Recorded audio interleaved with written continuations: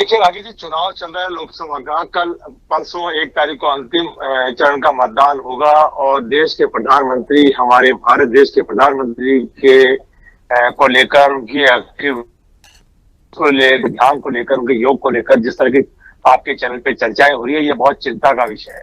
राजस्थान के पूर्व मुख्यमंत्री अशोक गहलोत बार बार कहते हैं कि वर्तमान जो राजनीति है इतनी गंदी हो गई है, किस तरफ जा रही है सोचने का विषय है।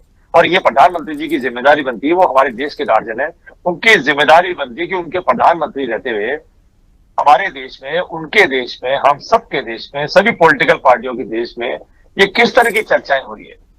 एक जमाना था जब हमारी भी 400 पार आया करती थी, इंदिरा गांधी जी के जमाने में, वाजपेयी साहब के जमाने में। सारी पॉलिटिकल पार्टियां, सब नेता एक दूसरे का बहुत सम्मान करते थे, चाय पीते थे, पकौड़े खाते थे, खाना खाते थे, एक दूसरे के घर आते थे, दुख सुख का से। लेकिन अब ये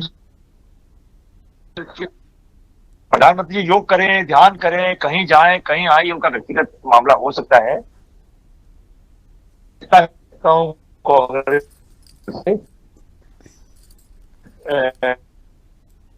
चुनाव प्रचार ग्रस्त है, इसलिए आपकी आवाज बहुत डिस्कनेक्ट हो रही है राजकुमार जी, मैं नहीं समझ पा रहा हूं आपकी बात। लेकिन ये जो देश का जो राजनीतिक माहौल खराब हुआ है, ये जो देश का राजनीतिक माहौल खराब हुआ है, इसके लिए सब कोई है।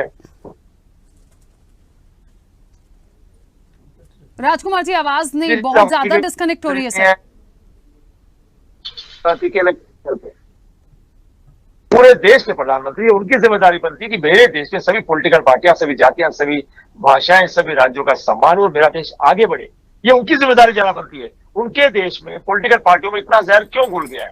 मैं अब आपके चैनल पे भारत के प्रधानमंत्री से अपील करूंगा, जब भी आपका ध्यान योग पूरा हो जाए, आप मेहरबानी करें इस बात पर जरूर चिंतन मंथन करिएगा कि मेरे देश में पॉलिटिकल पार्टियों में इतना जहर क्यों घुल गया है।